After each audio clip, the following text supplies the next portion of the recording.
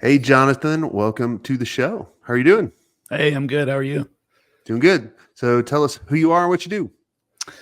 Jonathan Baker. I am one half of Punctuation, which is a small advisory practice that helps marketing services firms, position themselves to develop lead generation plans. But my specialty is really in the M&A side. So I help small to mid-sized independent firms ready themselves for sale and then sell.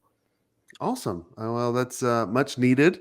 That's kind of a lot of people's goals is to sell their agency. I don't know why. I think they think that's kind of the crest, and then I try to talk out some people of that.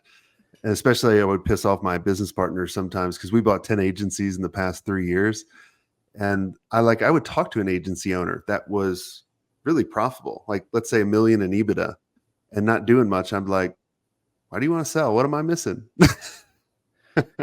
No, you're exactly right. And, I would say we do the same. We selling is not always the right answer That's for right. owners, but I think particularly in America, there's this like innate drive to sell because it's seen as the pinnacle of success.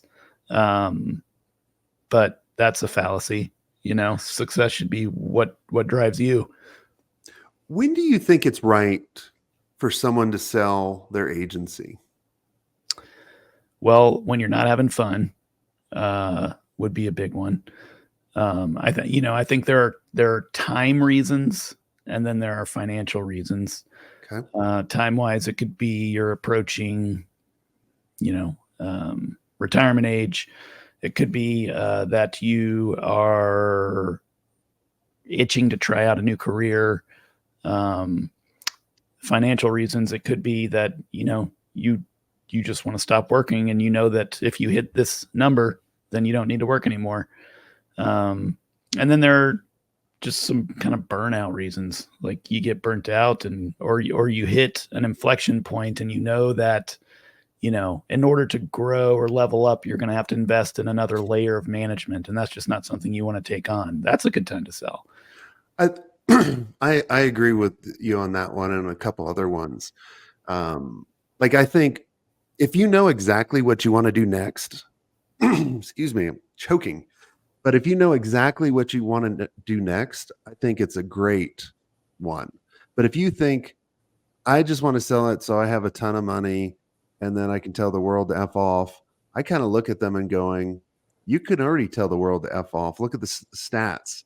Look at you're profitable. You've been growing this business. You're doing what you really love doing. Or the the part where I try to talk people out of it when they want to sell, when they are at burnout, I asked them this question because I went through the same thing. I literally almost shut down my agency when we were probably a couple million in revenue and just go took a job.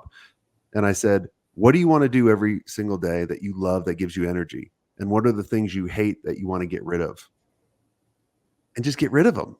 Like hire the right people to get rid of them. Hire someone like you in order to, figure out like what do we need to do, next in order to make me happy again. But I also look at too, kind of like what you were saying, Jonathan, about I feel like I've taken it to the top or the max. I went through that a couple times, but what we don't figure out is we keep leveling up as well. Like the agency will only get as high as we go. But if you figure out the two other who's, who do I need to help and who do I need to become, then I can actually take it a lot further than I thought. Because looking back, man, I could have grew that agency to 9, 10 figures, rather than the 8 figures when we exited. So I don't know. It just, I mean, I think you're right, but I think a lot of that's personality dependent, and there are folks out there that hear you and are like, but I don't want to learn to level up. Like I don't want to change. Like I just don't think my personality is compatible with managing that many people or taking on that level of risk. but don't you think, like, I'm not sure the size agencies you guys work with, but what I've seen running a 10-person agency is 10 times harder than running a 100-person agency. like you're kind of in no man's land, because when you have 100 people, you have everyone making decisions, and your role is so much simpler. It's literally coaching the 3 direct reports you have and making sure that they have all the tools that they need in order to make all the other people, do an amazing job, rather than when you have 10 people, everyone's coming to you, you're responsible for everything, all the decisions are on you, and you think, man, if I have 100 people, that means 100 times the amount of the work. Do you see that? I don't disagree personally. Like, I hear you and I'm like, yes, I agree. But I also think that, there are people out there that got into this business owning an agency to do the work. And if you're at 100 people, you Mm, can't do that anymore. And there are people who are perfectionists or, control enthusiasts, as we say, and you can't do that at 100. You can still do it at 10. Yeah, you're gonna run the wheels off, but technically you can still do it. And so there's, just kind of a mental block that some people have, and they don't want to fight through it. And uh, who am I to say that they should? yeah. I just hate when people give up and they don't hit their full potential. That's my biggest frustration. Um, because like, But how are you measuring full potential? Like you're measuring it as well, if they're able to build an agency to, like, we wouldn't buy any agencies under a million in EBITDA. If you're not a million in EBITDA, your valuation of what we saw was very low. If you're able to get to that, you're doing something right. And you had to push through a ton of crap and be in the mud. And what they don't realize is they're inches away. I've just seen too many people give up too fast. okay. Okay. And I'm just like, man, if you just figured this one little thing out, like, think about if you loved what you were doing. And I'm a perfect example of this. When I sold my agency, I couldn't stand my business partner, who's a great guy. What I should have done looking back is I should have bought him out and just kept going, because he was my biggest frustration at that time. And if I just looked at getting rid of all my frustrations and then just looking for solutions, I think people kept focusing on 2 things. And this is what I did. I kept focusing on the problem and what I didn't have. And that's why I sold. Mm-hmm. That was the easy way out. And, looking back, because I loved the agency. I loved that. Like, and you were saying, like, you run, we had over 100 people. I still ran all the first creative meetings with the client. I didn't have to, but I did, because that gave me energy and I Yeah. loved it. And so I don't know. That's kind of why I do what I do now. Is I just I'm on a mission to help my old self. I love that. Because I made all the mistakes. I mean, you name it, I made them. Let's talk about valuations. Where do you agree with me that an agency starts to be worth something when you can get over the million in EBITDA? Uh, Objection, Your Honor. Leading question. Um, we do advise our clients if they're, if they're at 500K in EBITDA, like you're close enough to a million to just heads down, get to a million. Because once you get to a million, it's, yes, it says something about you and the way that you run your firm, but it also just opens up the pool of buyers. You've got a much larger pool of buyers, which means that there's a little bit more competition, which means, your multiples go up, price goes up. And I think that $1 million mark, signals to buyers that you are not as integral to the business as you might be when you're running a 10-person firm. What do you think under the million in EBITDA? What's around the valuation and multiples? We see, between 2.5 and 5x on the high side under a million. If to get a 5, you've got to be, insanely specialized and consistently profitable. Like a lot of things have to be firing for you. Generally, though, 2.5 to 3.5 likely. And then once you get above a million, then you're looking at 4 to 6, and then you can get above that and get even higher multiples. What do you think is the next level above the million in EBITDA to really get a bigger multiple? I think it's like the $3 to $5 million range. Mhm. I don't know if you agree. I do. I do. Yeah, I always, because getting to million in EBITDA, that's tough. Like but that's really good, right? That tells me that the owner's probably not doing much anymore, or he shouldn't be, or she shouldn't be doing that much. But then when you can get to the 3, that's the next level, and then around the 8 to 10, that's kind of when you start writing the ticket. Yeah. You're over the 10x. Sometimes even a lot higher than that. Talk about how valuations and what you actually get are very different. Yeah, this is a surprise to many newer clients. The valuation is kind of the number that you're worth, right? Like if Scrooge McDuck were to come and pay you cash, sure, that's the number. But there's no Scrooge McDucks out there, and you're running a professional services business, which is based on clients and employees. And so there's a certain level of risk, right? You lose clients, you lose employees. And so the way these deals are usually structured is you're going to get a certain percentage of that valuation up front. And then you are able to earn out the rest based on hitting kind of agreed upon performance targets over the next 2 to 3 years, which usually require you to stay in the business. So You the said the higher E word. Oh, the earn bad out. E word. Yeah, I know.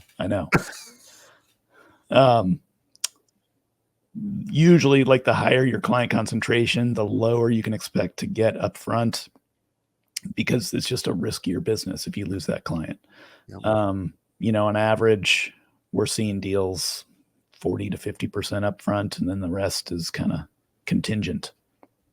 Yeah. Earnouts are tough. Earnouts, in the most part, are designed to make you fail, which is stupid if you think about it. For the company buying you, they want you to succeed. Like, I still did really well on my exit, but we didn't get our earnout. Because I had to stay with the agency buying us for 2 years, or when they sold next, and they sold 9 months later. Mm-hmm. Waited one day for us to get outside the window. One No. day, and sold. So what we've done, and how I look at it, and this is how you guys can structure it. There's a number of different ways. Be happy with the cash you get up front, because that may be the only one that you see. Yeah. But also, when someone takes control of your company, you're losing control of it. So your performance could be hindered by them. So what I tell people now is, until you get paid the full earnout or the time is up, you have total control. And when you hit it now and you get your earnout, now they have total control and it's up to them. But you don't want anybody in your way. And if you hit that goal and they don't pay you that earnout, you get your agency back and you get to keep the first part. Those are kind of the deals that I advise people to do now, because there's too many agencies that want to do a roll up. And I've seen the worst deals. I'm sure, Jonathan, you've seen the crazy ass deals. Like, I remember I was in Hawaii at a speech. This lady goes, "Hey, I'm selling my agency next week." I'm like, "Oh, congrats, high five. What's your agency in EBITDA? Oh, $1 million. Cool. How much you getting?" She goes, "Oh no, they're just going to pay my salary." I'm like, "What?" I literally about fell on the floor. I almost had a heart attack. I was like, "Please call the EMTs." Have you But she just signed wanted that? to hand it over. She didn't want the responsibility anymore. Yeah. Right. Which, And I like, think I a lot mean, of like, people get I that way. understand, but she also has to understand that she has something much more valuable than that she could have cashed in on. Oh, I told her that. I mean, I tried. That was my greatest failure is, her selling for that. I was like, please don't do that. But I think, the pain, they just wanted it over with. They didn't want that pressure anymore, which Yeah. is understandable. I get that. But I still think she walked away from, I mean, I told her, I said, look, I'll give you right now 4x for it. I'll give you I'll give you 2 million cash, and then the other 2 million we'll figure out an earn out and that kind of stuff. But Yeah. yeah, it's like, nope, she was good. So what do you think is let's say someone does get close to the million in EBITDA or over it. What's the biggest turnoff or what's the biggest deal killer that you see? For which side? Either side. Talk about the seller first and then the buyer. I think that'd be interesting. Yeah, from a seller's perspective, assuming the finances work out, I think culture really ends up being a very big deal and a big deal killer, and in part because of the earnout piece, right? You've been the boss, you've been the king of your or queen of your own castle for so long, and now you're going to be having a boss again for the next 2 to 3 years. And if envision a future in which that's going to suck, you can walk It away, is. right? Particularly if you're a profitable firm. You're like, well, I can just make a little bit less over the next few years and not have to worry about having a boss. And so, the tenor of negotiations, the kind of the meetings that you have before the interactions you have with the potential buyers, those can certainly kill a deal. I think also the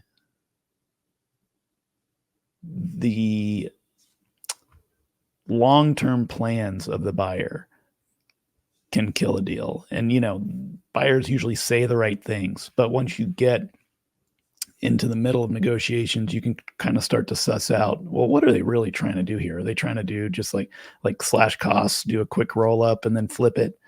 Because that's not what I'm in this for, right? Or are they going to be trying to acquire 5 agencies this year? And if so, how are they going to be funding that? And are they going to be able to fund my earnout? So you just got to kind of think a little bit more strategically, right? Yeah. From a buyer's perspective, I think if you don't have super clean books and someone comes in and yeah, things look great on the surface, but you start asking questions and getting weird answers, it just sends a signal that maybe there's more to this than I thought, and it's just not worth it. Um, and so maybe you start negotiating a little harder on purpose in order to get that deal done. Yeah. When we see agencies coming to us, they think they're a lot better than they really are until we really start digging into the books. Yep. And you need look, QuickBooks is great, but you need someone to really kind of clean that up. And I And understand too, and a smart seller should know this. Look, you try to write off everything in God's name because you're a business owner and the tax man is going to take all your money. So you try to write off as much as you can. And so you got to figure out what are the expenses that are not going to go with that new owner or the new company buying you, and refactor that, because that can increase your EBITDA significantly. Like you could look like you're making 500,000 in EBITDA, but if you start, factoring in, like we had a race team, we had all kinds of different things. We're like, well, that's not going to go. I wish it would. That would be fun. But all right, let's move this up another 500,000. Now we're at the million mark or whatever it is, right? So keep that in mind when you start talking to the buyer, because the buyer is actually probably going to calculate that if they're a smart buyer. And there's some, I mean, we all love the dumb buyer though, don't you? Like for your clients, like, oh yeah, I haven't found many, but yeah. I found Um, someone. I think, on the flip side of that too, we see a lot of agency owners that are not paying themselves enough. Oh, yes. And so they think their, profit is higher than it really is, right? Because a buyer's going to come in and say, well, what's the replacement cost of you? And it's not 100,000. It's more than that. So I'm going to have to dock your EBITDA because of that. Yep. What do you think an owner should pay themselves for $1 million in EBITDA agency? Um, it's a little bit dependent on the complexity of the firm and this, number of employees and all that, but certainly above 200,000, and Mhm. in most cases, I would say into the 300s, and for the right firm, 400. Yeah. I'd say if you could put your salary at 250, no one's going to kind of argue 100K, with you when you're selling it. Like you'd be like, okay, cool. And I mean, you got the distributions and that kind of stuff, right? So, Yeah. Well, yeah, and the other factor there is if you're doing an earnout, you're an employee for 2 to 3 years, yes, and so you're gonna have a salary, and what is that salary gonna be, right? And you don't want it to be 100,000. yeah. So, and it's a lot easier to argue for a higher salary if you've been paying yourself a higher salary all along. So yeah, I mean, that's another point is just be careful, like where you set it. Like, because if you want to just get out of there, like I've seen people, if you've created a business where you're only doing a couple different roles and generating business is not on the owner, delivery is not on the owner, the owner is really just kind of put together to keep these leaderships. The new company's probably not going to want you very long because they don't want to pay that high salary, and then you could be a distraction on that. I also think I'd like to know your opinion on this. Like, I always tell people when you buy an agency, don't tell their clients for like 6 months because you don't want people just jumping ship. You want people to know, hey, man, the service actually got better or it stayed the same. Do you agree with that? Or what's your thoughts on that? I think it's very scenario dependent. If you've got a client that's 75% of your business, you likely kind of need them on board from the get-go because any surprises and they get cold feet, that's bad. Um, and it depends on the way that the buyer is trying to handle the transaction, right? Like how quickly are they trying to get this under one brand name immediately? Are they trying to kind of do a house of brands type of model? Mhm. And in that case, yes, what you're talking about can work well when they're not trying to make drastic changes right out of the gate. Yeah, I see.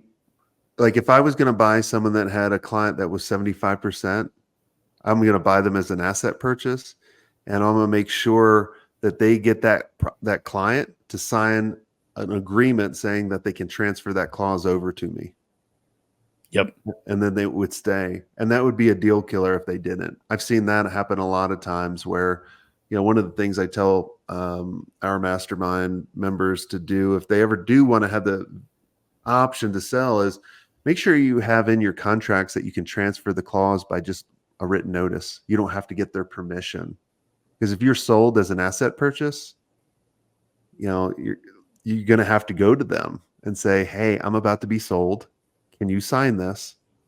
And if they don't sign it, and then you go back to the buyer, and the buyer's like, "Well, I wanted that client, that client, that client, so no deal." Now you just let the cat out of the bag, and then the agency just goes to shit a lot of Yeah. times, Yeah. which is unfortunate. That's another reason not to put all your eggs in one basket. Yeah. Oh, it drives me crazy when I see some clients with more than 20%. What's your number? That 25, you're giving 25? 25%. Yeah. But everyone's got a slightly different threshold, right? Yeah. And you got to kind of just argue Yeah. whichever side you're on. Yeah. Well, I mean, 20, 25%, 30, whatever, it's close enough. Like you're at least going to survive the tidal wave. If you make quick decisions. Yes. I like the quick decision. I mean, that's my team actually made a rule. I make too quick of decisions. They make me make a 24-hour rule. I like that. Yeah, They make It doesn't have to be less than 24 hours. Yeah.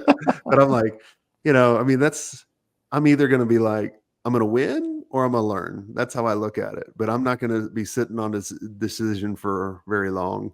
Um, and, uh, and that actually, the most part helps me. Sometimes it hurts because I'll be like, oh, that was a stupid decision. Oh, well.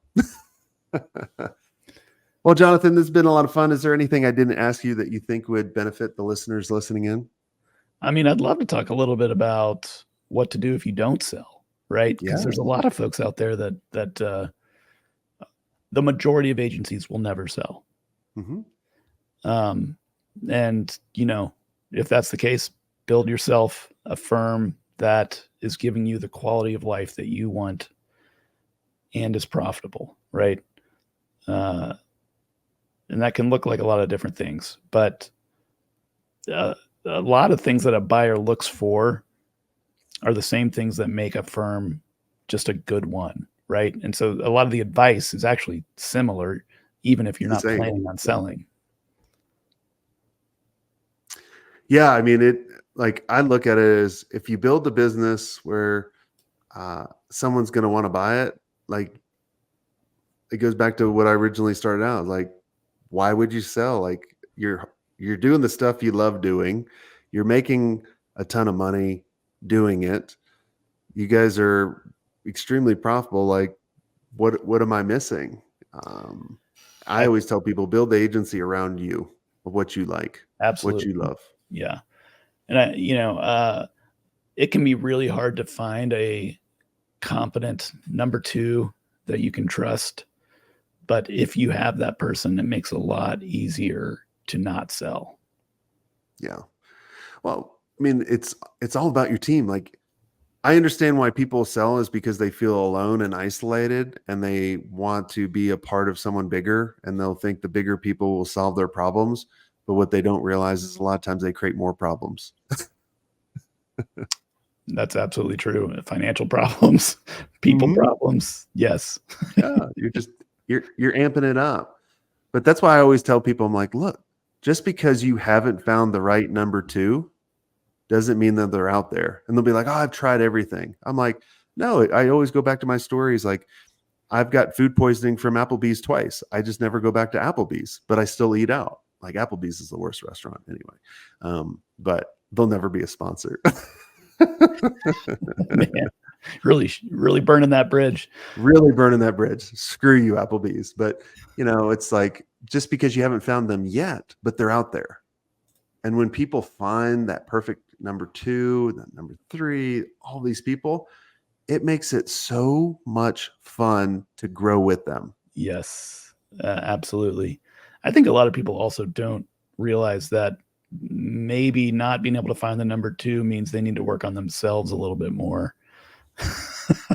Like, are you managing people the right way? Are you incentivizing people the right way? Are you just like an asshole? Um, and no one wants to work with a person like that. No, and you got to think most people that start businesses, that grow businesses, they are horrible at managing people. Yeah. They are horrible because they have a hard time. Some I've seen it both ways. Some have a really hard time at relating to others. Like their EQ is just really dumb. Like they think everyone should be like them and they should be able to execute. The other part are they're just too nice. And right, they hired the wrong people. All the people that have always worked out for me are the ones that are self-managing, the ones I didn't have to manage. Like if you came to me for, hey, Jason, I'm Jonathan. What do you want me to do? I'm like, well, I can find someone cheaper, faster, and better. Like I want you, Jonathan. Here's our goal. I want to be a resource I wish I had when I was running my first agency. Make decisions. Go do it. Yep. So, cool. Well, Jonathan, thanks so much for coming on this show and going back and forth with me and agreeing and disagreeing. I love that because there's the cool part, and this is what I always tell agency owners and mastermind members is there are 1,000 ways to do things. It doesn't have to be this way because it worked for someone else. And that's what we were talking about kind of on the pre-show is like, I was telling you, like when I started this business, there was like a handful of people. Now there's millions of people. And if you can take a little piece of silver from everybody and create your own silver bullet, that's the only silver bullet that exists. Mm-hmm. So go do that. And if you guys need, our help, reach out to us. Go to agencymastery360.com. And until next time, have a swank day. I hope you enjoyed this content. If you want more content like this, make sure you click on the link on the screen or check out your most popular podcast platform where the full episode is there. And until next time, have a swank day. What are you doing? Go check it out.